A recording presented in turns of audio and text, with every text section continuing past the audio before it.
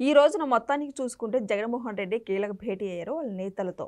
అయితే ఇక్కడ కూటమి ప్రభుత్వంలో రెడ్ బుక్ రాజ్యాంగం నడుస్తుంది. దానికి ధీటుగా డిజిటల్ బుక్ నడవబోతుందని వైసీపీ శ్రేణులందరూ కూడా చెప్తున్నారు.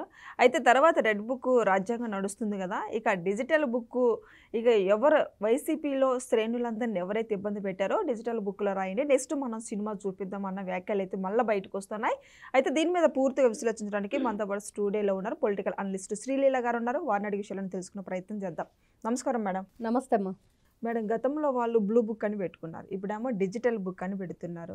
అంటే ఇప్పుడు రెడ్ బుక్ రాజ్యాంగం నడుస్తుంది. అక్రమంగా అరెస్టులు చేస్తున్నారు. అంటే కూటమి ప్రభుత్వం వచ్చిన తర్వాత సంక్షేమ పథకాలు అమలు చేయట్లేదని ప్రతి ఒక్కరు వైసీపీ నేతల్లో అందరూ మాట్లాడేవాళ్ళే. డిజిటల్ బుక్ జగన్మోహన్ రెడ్డిని గతంలో డిజిటల్ పేమెంట్లు వేయని లెక్కలు చెప్పమంటే దిక్కులు చూస్తున్న వీళ్ళు ఈ రోజున ఒక డిజిటల్ బుక్ పెట్టారంటే చాలా ఆశ్చర్యంగా ఉంది.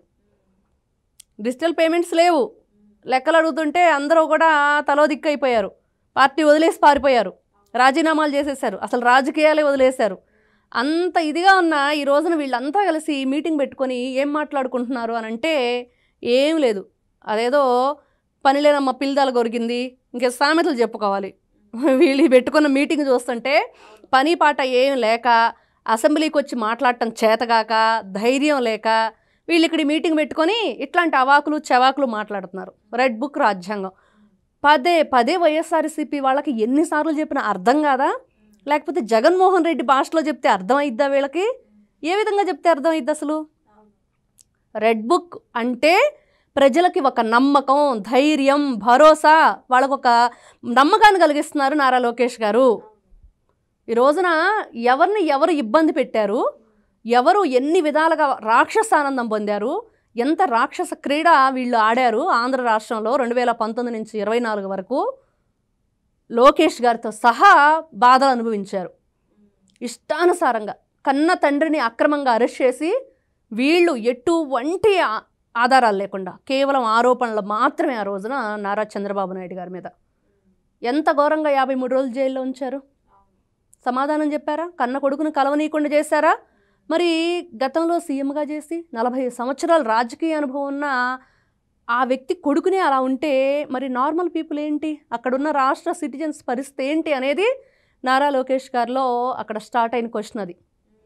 దానికే ఆయన రెడ్ బుక్ అని ఒక పేరు పెట్టి మన రాజ్యాంగం ఏంటి, రాజ్యాంగంలో ఉన్న నియమ నిబంధనలు ఏంటి, ప్రజలకు ఉన్న ఏదైతే హోదా ఉందో అదేంటి, దాన్ని మనం ఆ ప్రజాస్వామ్యం అంటే ఏంటి, మనం ఇక్కడ ఏ విధంగా బాధింపబడుతున్నాం, అసలు వైఎస్ఆర్సీపీ పార్టీ ఇంత రాక్షసంగా ఎందుకు మన మీద విరుచుకుపడింది, ప్రజల్లో చైతన్యం రావాలి, వాళ్ళకు ఒక ధైర్యాన్ని ఇవ్వాలని ఆయన యువగళం పాదయాత్ర చేయటం, ప్రజల్లో ఉన్న కష్టాలు తెలుసుకోవటం మనం చూసాం. మోడీ గారిని కలిసి ఆ బుక్ ఇవ్వటం ప్రజెంట్ చేశారు, యువగళం పాదయాత్ర బుక్. అంటే వీళ్ళు ఎంతసేపటికి దాన్ని ఒక బూచిలా చూపిస్తున్నారు, ప్రజలకి కాదు. మీరు చూపించినంత మాత్రాన ప్రజలు ఎవరో కూడా ఈ రోజున ఎవరు మాట్లాడలేదు రెడ్ బుక్ రాజ్యాంగం అని ఒక వైఎస్ఆర్సీపీ పార్టీ వాళ్ళు తప్పించి. ఏ ప్రజలు కూడా మా భూములు కొట్టేశారు, ఇసుక దోచేశారు, లేకపోతే క్వార్స్ అక్రమ తవ్వకాలు చేసేశారు, రోడ్ల మీద మట్టి తవ్వకెళ్ళారని ఎవరు కంప్లైంట్ చేయలేదే. మాస్కులు లేకపోతే డాక్టర్ని చంపేసిన ఘనత ఎవరిది?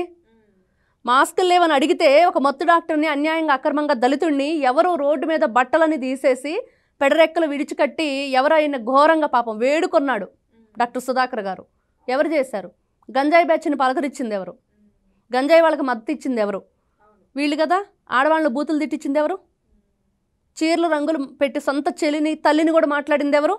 ఈ రోజున వీళ్ళు డిజిటల్ బుక్ పేరుతోటి నమోదు చేసుకున్నాడు. చాలా వింతగా ఉంది.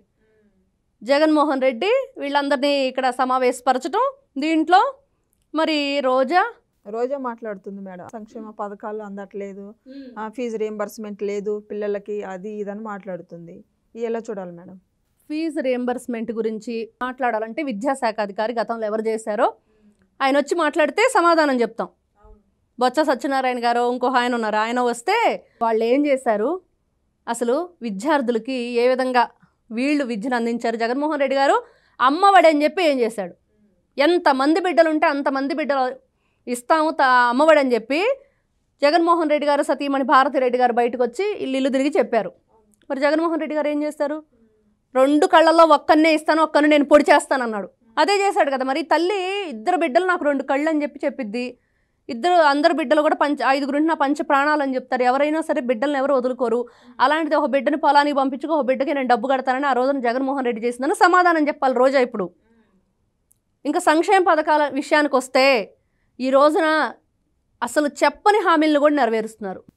చెప్పలేదు ఇక్కడ ఈ హామీ ఇస్తానని, కానీ వాళ్ళ ఇళ్ళకెళ్ళి వాళ్ళ విషయాలు తెలుసుకొని వాళ్ళ కష్టాలు బాధలు విని నారా చంద్రబాబు నాయుడు గారు ప్రతి నెల పెన్షన్ రోజున ఎవరెవరికి ఏ అవసరాలు ఉన్నాయి వాళ్ళని మనం ఏ విధంగా 2047 విజన్ అంటే ఏంటనేది ఈ రోజు నుంచి స్టార్ట్ చేస్తే అప్పటికి పూర్తయితేనే ధ్యేయంతో ముందుకెళ్తుంటే ఈ రోజున వీళ్ళు దెయ్యాల్లాగా ఎమ్మడబడుతుంటే మనం ఏం చేస్తాం? రైతులకు గిట్టుబాటు ధర లేదు, తీవ్రంగా నష్టపోతున్నారు రైతులు. 11 మంది ఎమ్మెల్యేలు ఉన్నారు కదమ్మా రోజా, వాళ్ళు 11 మంది వచ్చి ఇదిగో మా నియోజకవర్గాల్లో మా రైతుల పరిస్థితి, మా నియోజకవర్గాల్లో మా రైతులకి యూరియా అందట్లేదు, డిఏపి అందట్లేదు, గిట్టుబాటు ధర లేదు, మా ఏరియాలో అసలు జగన్మోహన్ రెడ్డికి ఆయన నియోజకవర్గంలో ఏ పంట పండిద్దో తెలుసా?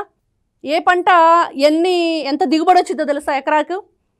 సరే ఎన్ని రోజులకి ఆ పంట చేతికి వస్తుందో తెలుసా రైతుకి? ఎకరాకు ఎన్ని యూరియా బస్తాలు అవసరం అవుతాయి తెలుసా ఆయనకి? ఎన్ని కేజీలు యూరియా వేస్తారో? వీళ్ళు మాట్లాడతారు ఈ రోజున రైతుల గురించి, వాళ్ళ గిట్టుబాటు ధరల గురించి. జగన్మోహన్ రెడ్డి వెళ్ళి అక్కడ మిర్చి రైతుల దగ్గర టిక్కీలు కొట్టేసేటప్పుడు వైఎస్ఆర్సీపీ పార్టీ వాళ్ళు రోజా మాట్లాడాలి. అక్కడికి వెళ్ళి పొగాకు వేళ్ళని గుడ్డెద్దుల్లో చేలో పడ్డట్లు తొక్కేసినప్పుడు మరి రోజా మాట్లాడాలి. దండుపాళ్యం బ్యాచి బంగారుపాళ్యం వెళ్ళి మామిడి పళ్ళని ట్రాక్టర్లతో తొక్కించినప్పుడు మాట్లాడాలి రోజా. ఆ రోజున రైతుల ఆవేదన ఏంటని. మరి ఈ రోజున ఎలా మాట్లాడిద్ది ఈవిడ? మాట్లాడే హక్కు ఉందా? అర్హత ఉందా? మీరు ఏదో మీటింగ్ పెట్టుకున్నారు, మీరు మాట్లాడుకోండి, మధ్యలో ఎందుకు కూటమి ప్రభుత్వాన్ని తీస్తారు? అవసరం లేదు. ఈ రోజున అసెంబ్లీకి వచ్చి మాట్లాడితేనే మీకు ఒక గౌరవం ఉంటుంది. అవును. మరి రాకపోతే ఎవరు గౌరవిస్తారు? ప్రజలు ఈ రోజున పులివెందుల ప్రజలే పులివెందుల పులి అనుకున్నాం కాదు, ఇది పులివెందుల పులి కాదు, పులి గాండ్రిస్తుంది, పులివెందుల పులి అనుకున్నాం, ఇది గాండ్రించలేదు, గురగబెట్టి నిద్రపోతుంది ఏంటి? నిద్రపోండి అంటున్నాడు జగన్మోహన్ రెడ్డి. కళ్ళు మూసుకుంటే ఇట్లే 3 ఏళ్ళు అయిపోతాయి, 2 ఏళ్ళు అయిపోతాయి, 2 సార్లు కళ్ళు మూసుకున్నాను అంటున్నాడు కదా. మరి వీళ్ళు మాట్లాడతారు ఈ రోజున కూటమి ప్రభుత్వం గురించి, రైతుల గురించి, ప్రజల గురించి, విద్యార్థుల గురించి, ప్రజల యొక్క క్షేమం గురించి. అసలు జగన్మోహన్ రెడ్డి పెన్షన్ 1000 రూపాయలు ఇస్తాను నేను రాగాలని చెప్పేసి 250 పెంచుకుంటూ ఎందుకు పోయాడు? గవర్నమెంట్ మెడికల్ కాలేజీల గురించి మాట్లాడుతున్నారు. ఈయన రాయలసీమలో మెడికల్ కాలేజీలు ఎందుకు కట్టాడంటే వాటర్ కొరతను తగ్గించడానికి కట్టాడు. అసెంబ్లీ సాక్షిగా జగన్మోహన్ రెడ్డి చెప్పిన మాటలు ఇవి. ఆయనే చెప్పాడు ఆ వాటర్ ఇబ్బంది పడుతున్నారు అందుకనే మెడికల్ కాలేజీ ప్లాన్ చేసామన్నాడు. అసలు మెడికల్ కాలేజీకి వాటర్కి ఏంటి సంబంధం ఎవరికి తెలియని పరిస్థితి.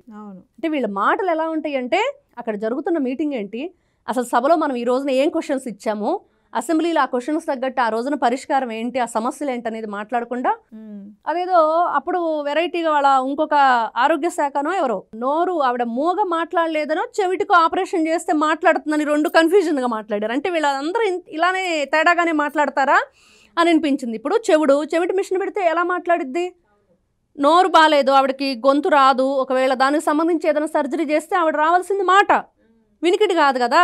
ఇలాగా వీళ్ళు అసెంబ్లీలో ఉన్నప్పుడు ఎదుటి వాళ్ళకి గౌరవించడం చేత కాదు, వీళ్ళు గౌరవంగా మాట్లాడటం అంతకంటే చేత కాదు. ఈ రోజున వీళ్ళు ఇలా మాట్లాడటం నిజంగా ఏంటి, వీళ్ళకి అసలు కొంచెం కూడా బుద్ధి బుర్ర లేకుండా, ఆలోచన అనేది లేకుండా, గతంలో మనం ఏం చేసాం ఇప్పుడేం చేస్తున్నాం, ఇక్కడ జగన్మోహన్ రెడ్డిని పులివెందులో జడ్పీటీసీలు డిపాజిట్ లేకుండా చేశారు, చీగొట్టి పక్కన పడేశారు. ఇంక ఈ రోజున ఈయన వద్దు అనుకునే పరిస్థితి. పొద్దున్న నుంచి నిన్నటి నుంచి మనం న్యూస్ వింటున్నాం, పులివెందుల ప్రజలు జగన్మోహన్ రెడ్డిని వద్దనుకుంటున్నారు, నువ్వు మాకు అక్కర్లేదు అనుకుంటున్నారు అని. మరి దానికి సమాధానం చెప్పాలి వీళ్ళు. మరి అంతే కదా. మళ్ళీ ప్రతిపక్ష హోదా కావాలని కోర్టుకు వెళ్ళడం. అసలు చివరికి ఇలా తయారైపోయాడేంట్రా బాబు, జగన్మోహన్ రెడ్డిని ఇలా తయారు చేశారు ఏందనేది ప్రజలు ఈ రోజున మాట్లాడుకుంటున్నారు. అంటే ప్రతిపక్ష హోదా కోసం నువ్వు అక్కడికి వెళ్ళావంటే కోర్టుకి, అసలు సకల శాఖ మంత్రిగా పేరుగాంచిన సజ్జల రామకృష్ణారెడ్డి ఈ రోజు మీటింగ్లో ఎందుకు లేడు, ఎందుకు రాలేదు? ఆయన సకల శాఖని ఆ రోజున హ్యాండిల్ చేసిన వ్యక్తి ఈ రోజున ఈ మీటింగ్లో ఎందుకు లేడు? జగన్మోహన్ రెడ్డి గారికి హ్యాండ్ ఇచ్చాడా? అంతకుముందు అంతా ఆయనే హ్యాండిల్ చేసిన సజ్జల రామకృష్ణారెడ్డి ఈ రోజున జగన్మోహన్ రెడ్డికి హ్యాండ్ ఇచ్చాడు, జగన్మోహన్ రెడ్డి ఆయనకు హ్యాండ్ ఇచ్చాడో తెలియాలి. మరి చెప్పాడు కదా క్వార్టరీ నడుస్తుందని చెప్పి విజయసాయి రెడ్డి. అసలు జగన్మోహన్ రెడ్డి ఆత్మని పక్కకు పంపించిన సజ్జల రామకృష్ణారెడ్డి మరి ఈ రోజున ఏం జరిగింది వైఎస్ఆర్సీపీ పార్టీలో?